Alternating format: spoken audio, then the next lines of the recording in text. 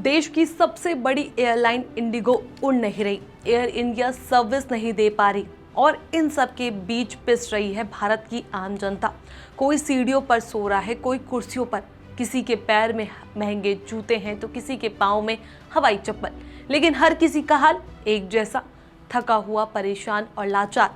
4 दिनों में 1300 से ज़्यादा फ्लाइटें रद्द हो चुकी हैं, यात्रियों को पानी तक नहीं मिल रहा और सरकार खामोश, डीजीसीए खामोश।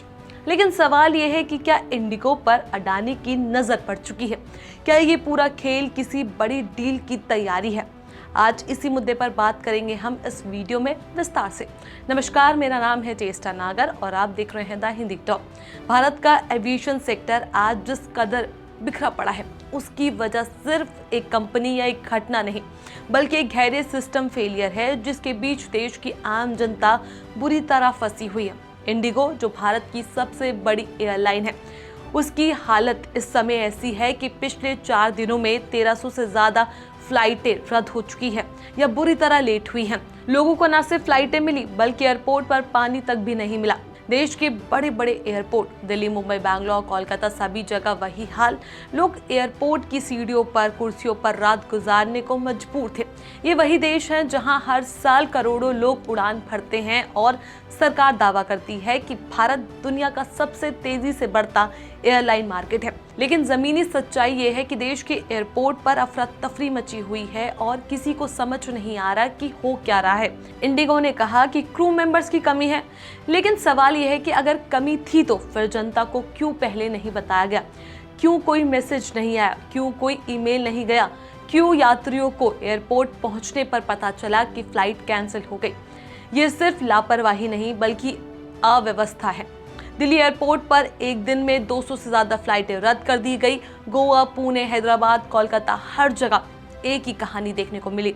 किसी को शादी में जाना था तो किसी को अपनी नौकरी का खतरा था तो किसी को अपनी मेडिकल इमरजेंसी के लिए जाना था, लेकिन उन्हें मिला सिर्फ इंतज़ार और तकलीफ। और ये सब तब हुआ जब डीजीसीए ने FDTL यानी फ्लाइट ड्यूटी टाइम लिमिट के नए नियम लागू कर दिए ताकि पायलट और क्रू मेंबर्स को पर्याप्त आराम मिल सके। दुनिया के हर विकसित देश में ये नियम लागू होता है, लेकिन इंडिगो ने कहा कि उनके पास स्टाफ कम है और वह ये नियम लागू नहीं कर सकते। नतीजा, एयरलाइन में लगातार 400 से 500 फ्लाइटें रोज कैंसिल होनी शुरू हुई। आखिरकार डीजीसीए घुटने टेकने पर मजबूर हो गई और नियमों को अस्थायी तौर पर वापस लेना पड़ा। ये पहली बार है जब एक प्राइवेट एयरलाइन की मनमानी के आगे देश की सबसे बड़ी एविएशन अथॉरिटी झुक गई हो। लेकिन सवाल सिर्फ यही खत्म नहीं होता। 27 नवंबर को एक बड़ी खबर आती है। अडानी ग्रुप ने भारत की सबसे बड़ी पायलट ट्रेनिंग कंपनी FSTC को खरीद लिया, यानी अब भारत में पायलट ट्रेनिंग इंडस्ट्री का सबसे बड़ा हिस्सा भी अडानी के पास चला गया। बस इसके 3 दिन बाद ही अचानक पूरे देश इस नैरेटिव से घिर जाता है कि भारत में पायलट की भारी कमी है। टीवी चैनल्स पर ये चलने लग जाता है कि भारत में पायलटों की संख्या बेहद कम है और तुरंत ट्रेनिंग पर बड़ा निवेश चाहिए। लोग पूछ रहे हैं, क्या ये सब संयोग है या सिर्फ एक प्लान? क्योंकि इससे पहले भी जब देश भर में कोयले की कमी की खबर आई थी, तब भी अडानी के फायदे में गई। महंगा और कम गुणवत्ता वाला कोयला आसानी से बिक गया। क्या वही पैटर्न यहाँ भी दोहराया जा रहा है? क्योंकि अगर देश को लग रहा है कि पायलटों की ट्रेनिंग तुरंत बढ़ानी चाहिए तो उससे ज़्यादा फायदा किसे होगा? उसी कंपनी को जिसे अडानी ने अभी खरीदा है। और इसी समय पर इंडिगो क्राइसिस ने ऐसा माहौल पैदा किया कि देश भर में बोला जाने लगा, पायलट नहीं, फ्लाइटों की कमी है, इसलिए फ्लाइट रद्द हो रही है। क्या ये सिर्फ एक संयोग है या एक बड़ा बिजनेस प्लान? क्या सरकार और इंडस्ट्री एक साथ ऐसी तस्वीर बना रही है जो जनता परेशान हो रही है और इसका फायदा सिर्फ एक बिजनेस हाउस को मिलेगा? ये सवाल अब खुले तौर पर पूछा जा रहा है। इंडिगो की पेटेंट कंपनी इंटरग्लोब एविएशन का मार्केट कैप पिछले 6 दिनों में 500 करोड़ नीचे गिर गया है।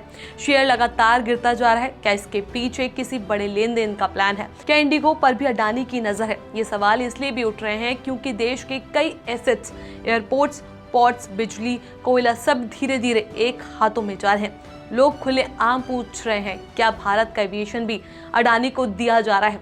ये सवाल इसलिए भी उठ रहा है क्योंकि इंडिगो जिस मुश्किल में है उससे बाहर निकालने के लिए उसे किसी बड़े इन्वेस्टर की जरूरत होगी। और वह कौन हो सकता है, इसका अंदाजा लगाना मुश्किल है। क्या सरकार जनता की वाकई तकलीफ समझ रही है या फिर किसी और खेल का हिस्सा बन चुकी है? तो सवाल बहुत साफ है, देश की सबसे बड़ी एयरलाइन क्यों ठप पड़ गई? डीजीसीए क्यों झुक गया? पायलट ट्रेनिंग कंपनी खरीदने के 3 दिन बाद ही क्राइसिस क्यों शुरू हो गए? और सबसे बड़ा सवाल, क्या ये महज एक ऑपरेशन नहीं बल्कि किसी बड़े बिजनेस गेम का हिस्सा है?